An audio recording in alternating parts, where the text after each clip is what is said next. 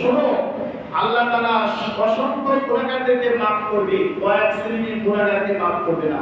আমি এটা বলে শেষ করব। আল্লাহু আল্লাহু আল্লাহু আল্লাহ আল্লাহু আল্লাহু আল্লাহু আল্লাহ।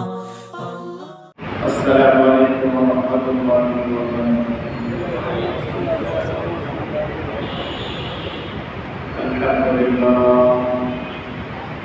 আলহামদুলিল্লাহ নাহমাদুহু ওয়া নাস্তাঈনুহু ওয়া নাস্তাগফিরুহু ওয়া না'উযু বিল্লাহি মিন শুরুরি আনফুসিনা ওয়া মিন সাইয়্যাতি আ'মালিনা। মান yahdihillahu fala mudilla lahu wa man yudlil fala hadiya lahu.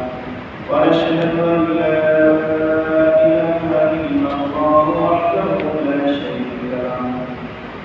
ونشهد أن سيدنا ومولانا محمدا عبده ورسوله الذي أرسله بالحق بشيرا ونذيرا وداعيا إلى الله بإذنه وسراجا منيرا. فقد قال الله تعالى في كلامه المجيد وفرقانه الحميد. فأعوذ بالله من الشيطان الرجيم. بسم الله الرحمن الرحيم.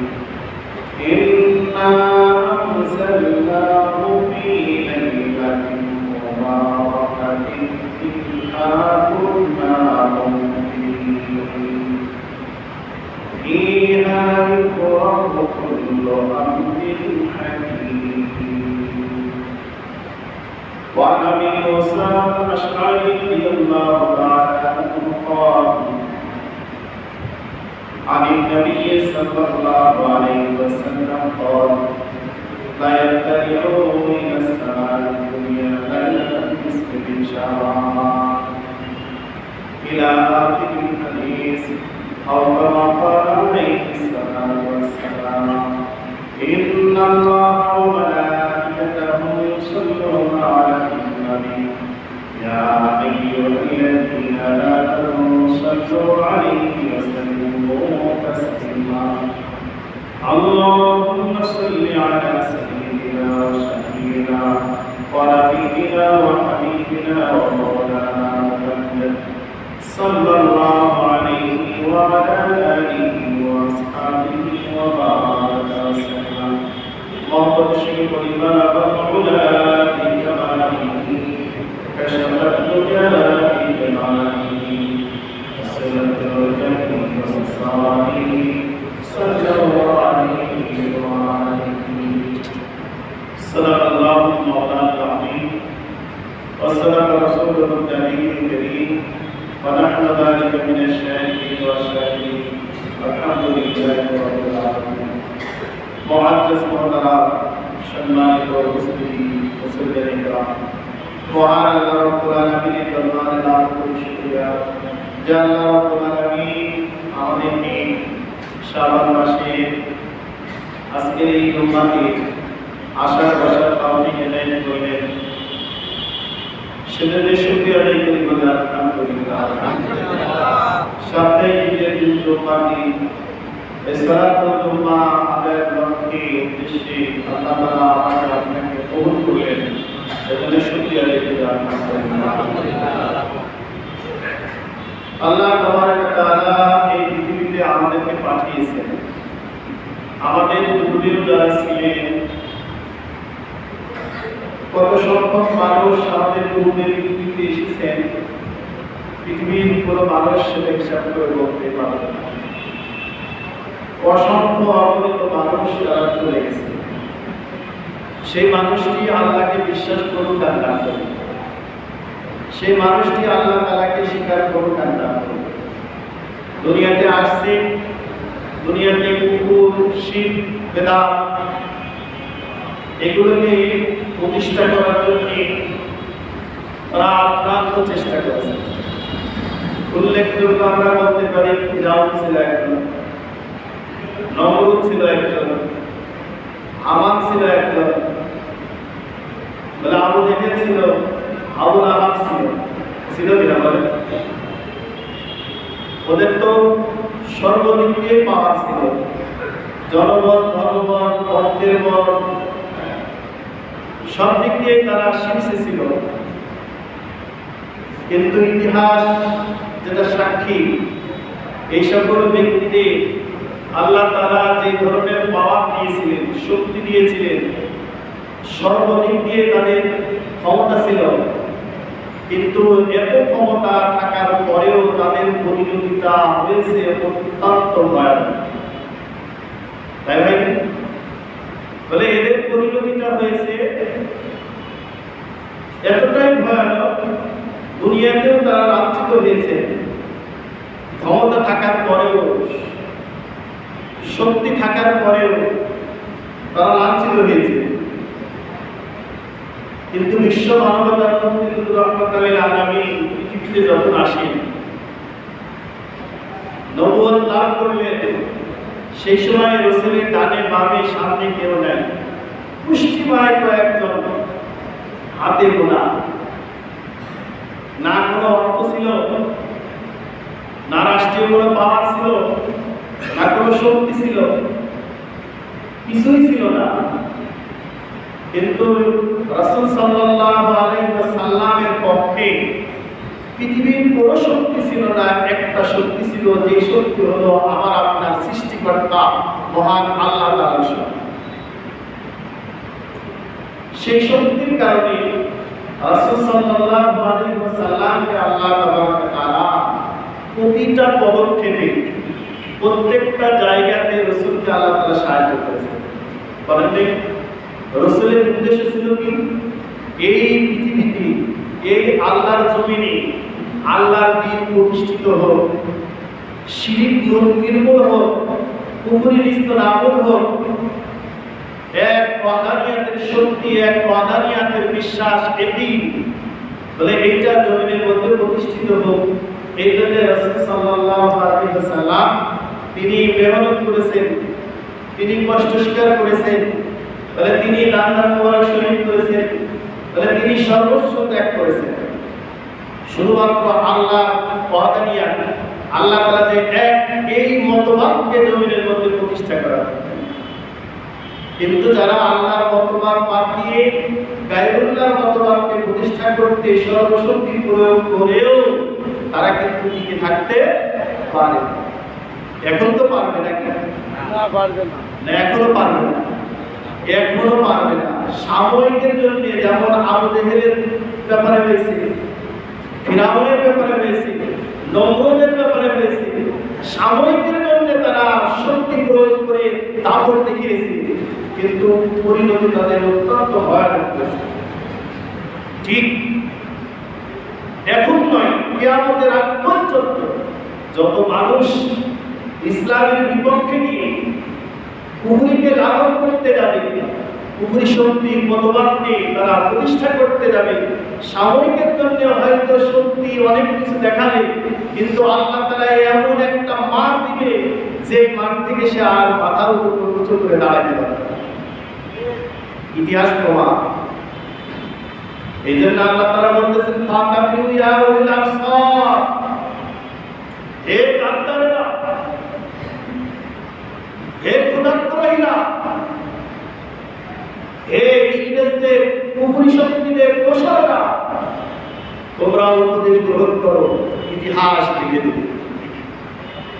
ইতিহাসের পাতায় যারা চিরস্মরণীয় হয়ে আছে তাদেরটাও দেখো, ইতিহাসের পাতায় যারা ঘৃণিত হয়ে আছে তাদেরটাও দেখো। দেখে এর মাঝখান থেকে তোমরা ভালোটা গ্রহণ করো।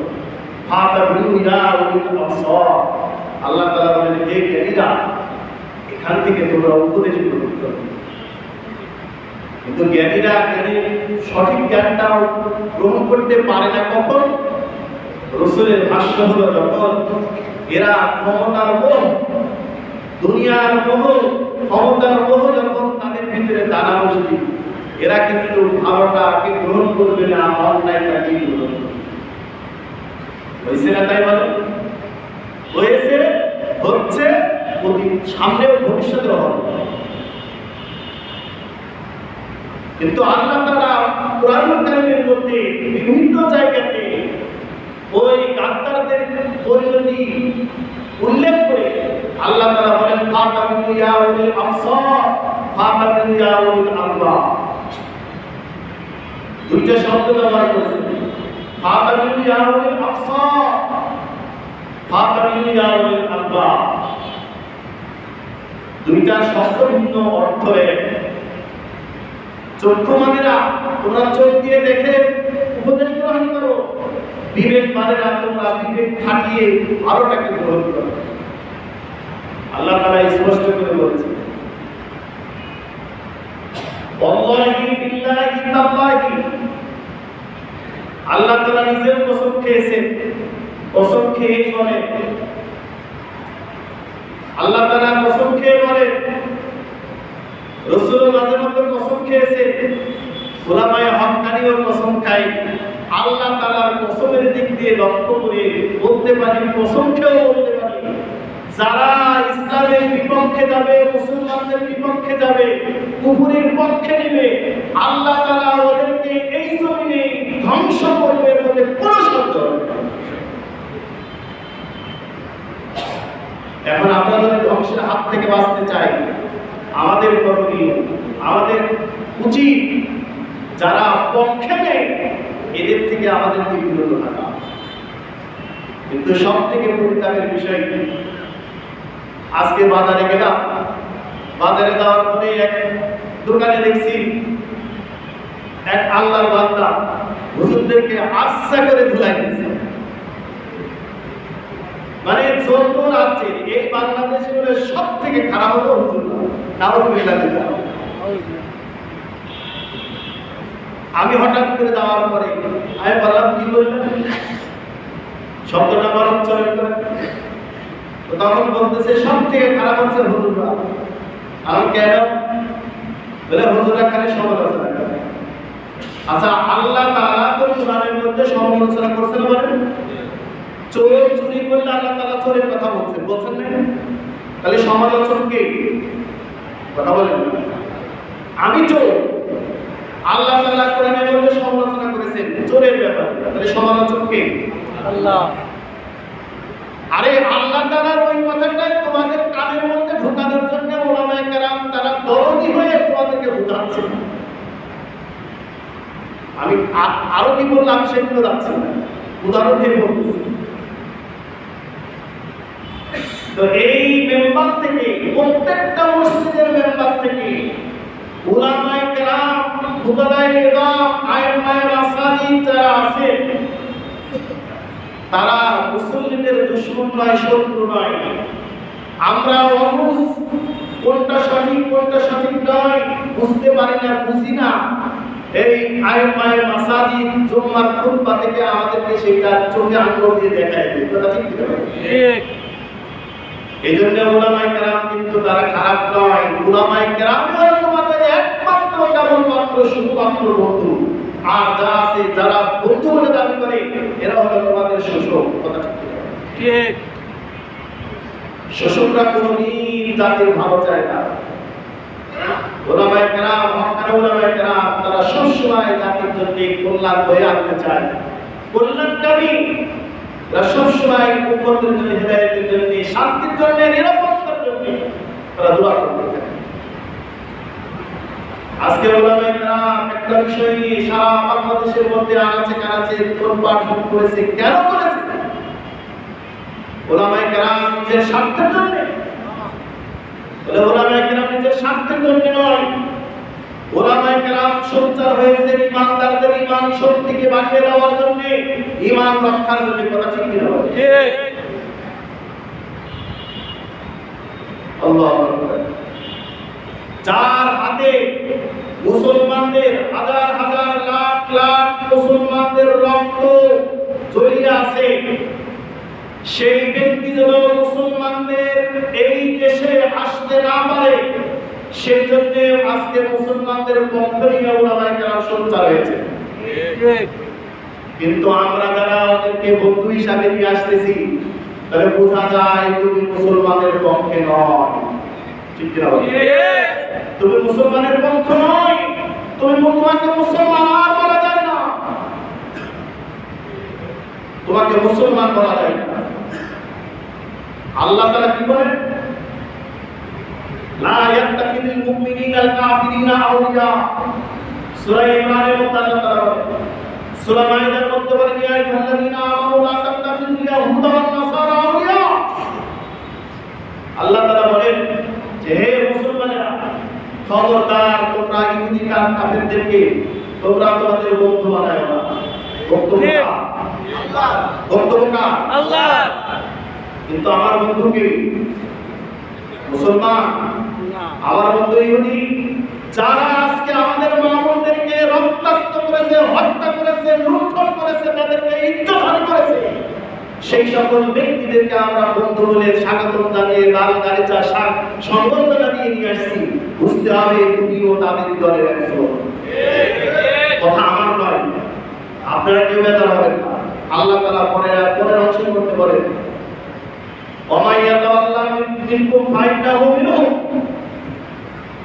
যে ব্যক্তি ইহুদি খ্রিস্টানদেরকে বন্ধু বানায়, যে ব্যক্তি নাসারাদেরকে বন্ধু বানায়, যে মুসলমানদের শত্রুদেরকে নিজের বন্ধু বলে ভাবে, আল্লাহ রাব্বুল আলামিন নিজেই বলেন,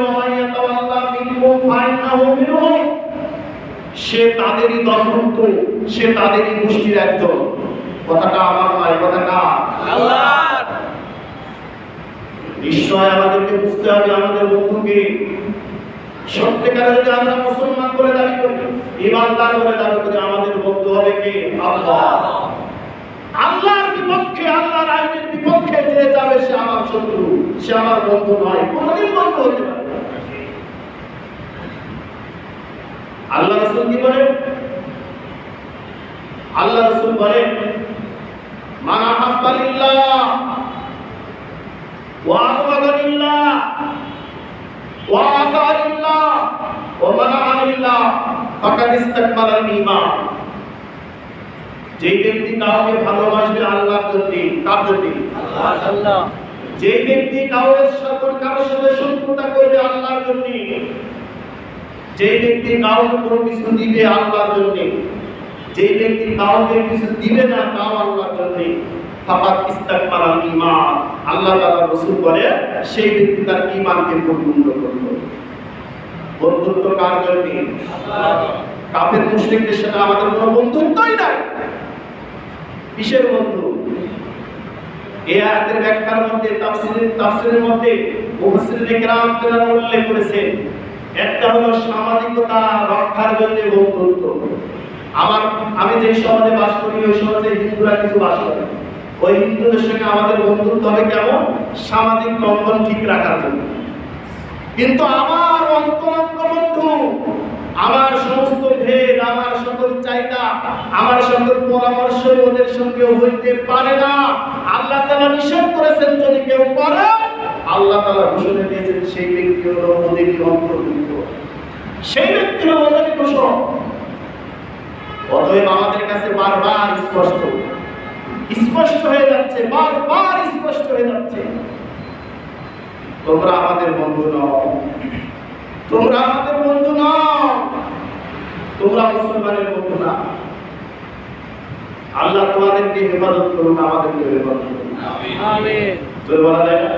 আমিন। যেই সকল ব্যক্তিদের মাধ্যমে আমাদের মা-বোনদের ইজ্জত লুণ্ঠন হয়েছে, নাবালিগ শিশুরা হত্যা হয়েছে, মা-বোনরা হত্যা হয়েছে, পুরুষেরা আজকে তাদের চিহ্নই খুঁজে পাওয়া যায় না, এমন ভাবে নৃশংসভাবে হত্যা করেছে, সেই সকল ব্যক্তিদের উপরে আল্লাহ তাআলা যদি হেদায়েত দেয়, হেদায়েত পাক, নাইলে আসমানি গজব দিয়ে ওদেরকে সহ সমাজকে ধ্বংস করে দেয়। আমিন। আল্লাহ। আজকে সারা দেশের মধ্যে উত্তাল, কিসের কারণে উত্তাল? আমার বোন, আমার মা, আমার ভাই, আমার শিশু, আমার সন্তান যার হাতে আজকে শাহাদত বরণ করেছে, তাকে আমরা লাল গালিচা সংবর্ধনা দিচ্ছি, এটা আল্লাহ তাআলা সহ্য করবে না। আল্লাহ রাব্বুল আলামিন ওদেরকে হেফাজত করুন, হেদায়েত দান করুন, আমাদেরকেও হেফাজত করে হেদায়েত দান করুন। আমিন আমিন আমিন। আমি যে বিষয়টি নিয়ে আজকে আলোচনা করতে যাচ্ছিলাম, শুরুতেই একটু না বললেই না, তাই বললাম ইমান চাহিদা অনুযায়ী বললাম। এক শ্রেণীর মানুষ তারা ওলামায়ে কেরামদেরকে গালি দিচ্ছে, অশ্লীল ভাষা ব্যবহার করতেছে। আরে মরে গেলে সে আসবে না, আমাদেরকে ডাকবে, তোমরা তাদের ডাকবে। তুমি বললে যাদেরকে আজকে তোমরা বাজার ঘাটে গালিগালাজ করতেছো, যে সকল ওলামায়ে কেরামদেরকে, তুমি মারা গেলে, তোমার মা মারা গেলে, তোমার বাপ মারা গেলে, ওই দাদাদেরকে ডাকবে না হুজুরদেরকে ডাকবে? হুজুরদের ডাকবে। তাদের ডাকবে। হুজুরদের প্রতি এত ক্ষিপ্ত কেন তোমরা? ও তোমাদের স্বার্থের উপর আঘাত লাগছে, স্বার্থের উপর আঘাত লাগছে, আমাদের ইমানের উপর আঘাত লাগছে। কথা ঠিক কি? আর আমি মুসলমান হিসেবে, ইমানদার হিসেবে আমার ইমানের উপর যখন আঘাত আসবে, আমাকে প্রতিবাদী হতে বাধ্য করবে। কথা ঠিক কি? হুজুরা খারাপ নয়, ইমান বাঁচানো আমাদের উপরে ফরজ। ইমান বাঁচানো কি ফরজ? স্বার্থ উদ্ধার করা ফরজ নয়, ইমান বাঁচানো ফরজ। তাই ইমান সবার বাঁচবে, ওলামায়ে কেরামদের শুধু নয়, সমস্ত মানুষদের ইমান নিয়ে কবরে যাইতে পারে। সেই জন্য ওলামায়ে কেরামদের উপরে দায়িত্ব অনেক বেশি। সাধারণ মানুষের দায়িত্ব হলো সিঙ্গেল দায়িত্ব, ওলামায়ে কেরামদের দায়িত্ব হলো সমষ্টিগত দায়িত্ব।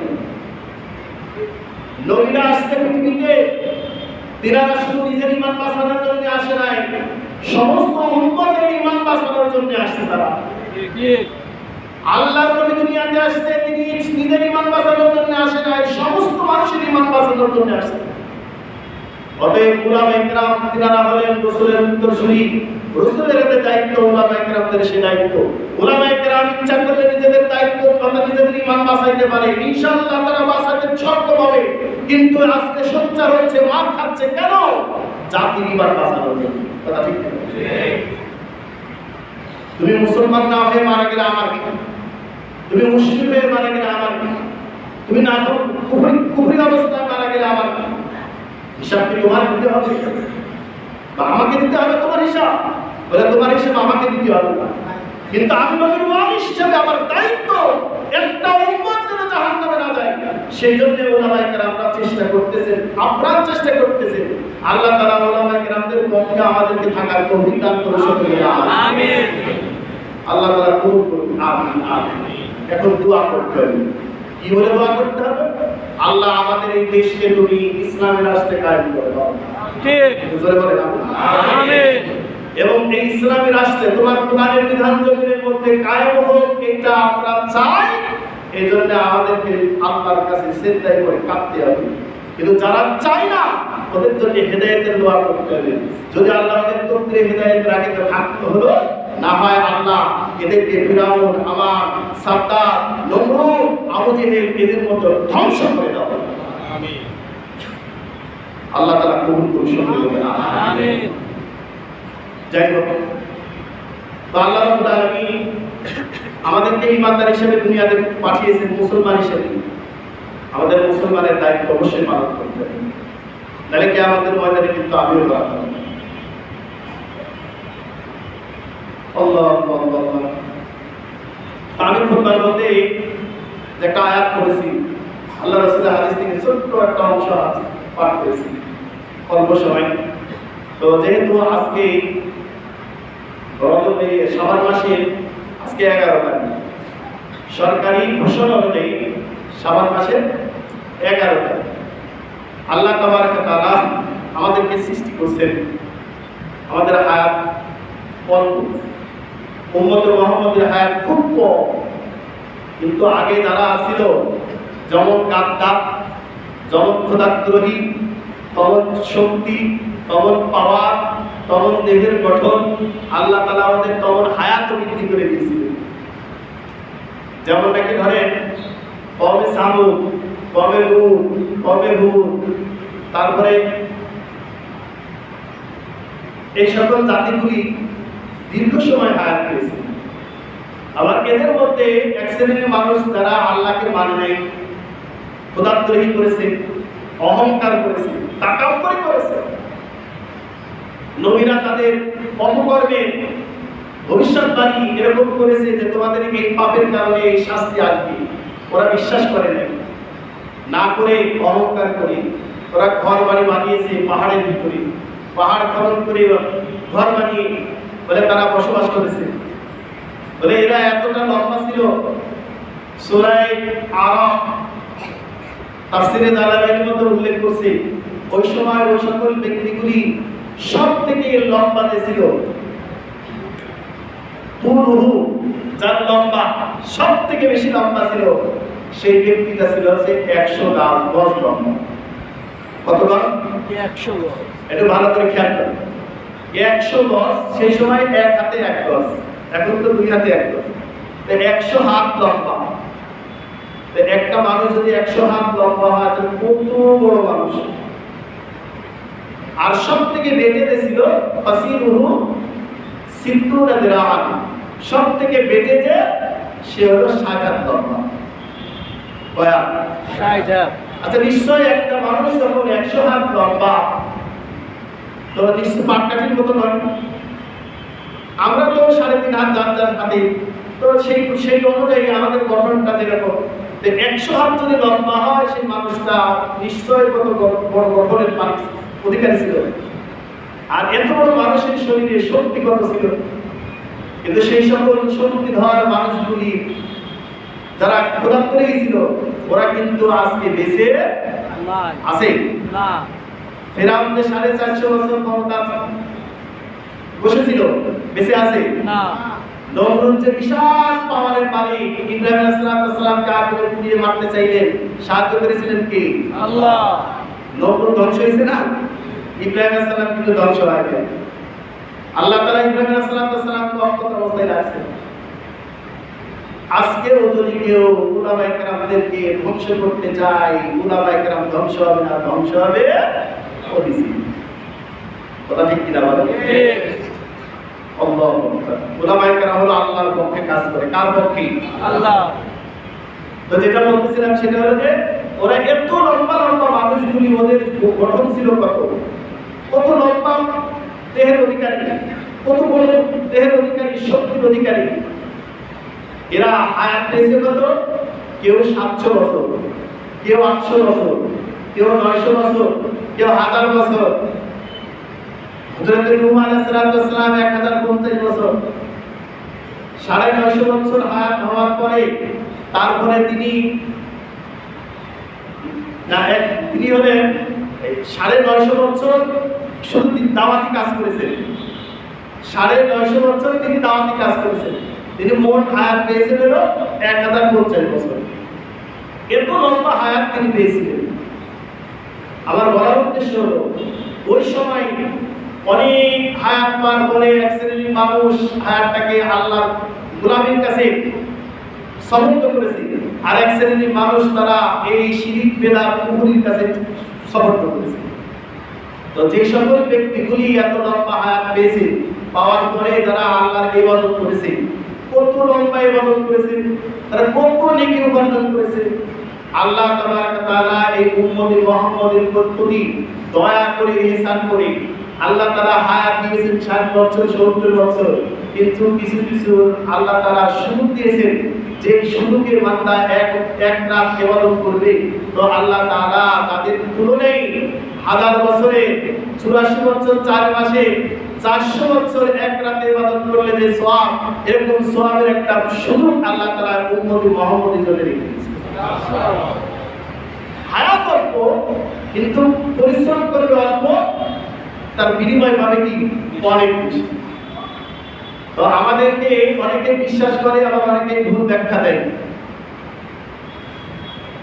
ইবনে মাজাহ, তারপরে বাইহাকি, তারপরে হলো তিরমিজি, তারপরে হলো মুসান্নিফে ইবনে শাইবা, তারপর মুসান্নিফে আব্দুর রাজ্জাক, তারপরে হলো রাজিক, ইত্যাদি ইত্যাদি। এই সমস্ত কিতাবের ভিতরে এই যে সামনে যে রাত আসতেছে, সর্বরাতের রাত, এই রাতের সুবুহ, এই রাতের প্রমাণ সহিহ হাদিস দিয়ে তারা করেছে।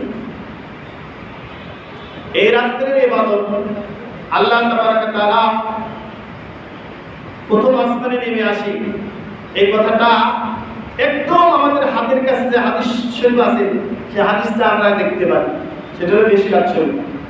মিশকাত শরীফের 114 নম্বর আর 15 নম্বর পৃষ্ঠার মধ্যে হাদিসগুলো সেখানে বর্ণনা করা আছে।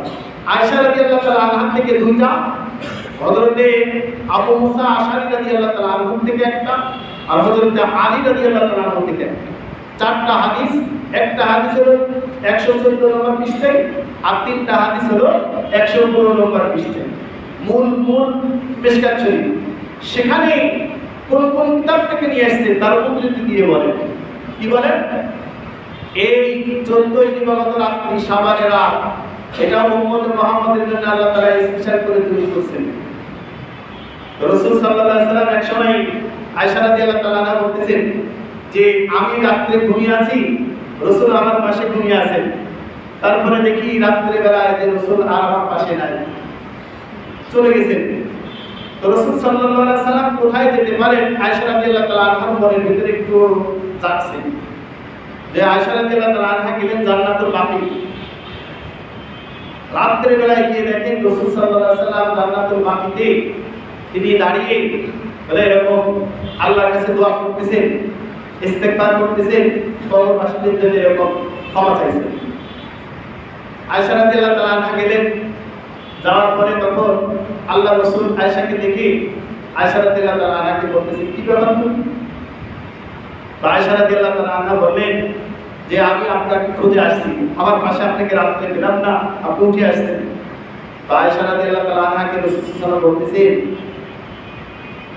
যে তুমি কি জানো যে আল্লাহ তাআলা আজকের এই রাত্রিতে প্রথম আসমানে নেমে আসেন, নেমে এসে আল্লাহ তাআলা বনি কাব গোত্রের যত ছাগল আছে, ওই গোত্রের তৎকালীন সময় ছাগল বেশি ছিল, বলছে বনি কাব গোত্রের ছাগল যত আছে প্রত্যেকটা ছাগলের গায়ে যে পশম, টোটাল পশমগুলি একত্রিত করলে যত সংখ্যক হয় আল্লাহ তাআলা আজকের এই রাত্রিতে তত সংখ্যক গুনাহগারদেরকে মাফ করে দেন। সুবহানাল্লাহ।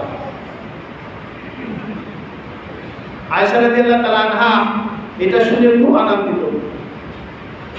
পরে আরেকটা হাদিসের মধ্যে আল্লাহ রাসূল বলতেছেন, আয়েশা তুমি কি জানো, হাল তাদরি, তুমি কি জানো যে আজকের এই শাবানের 14 দিন রাত্রিতে কি হয়?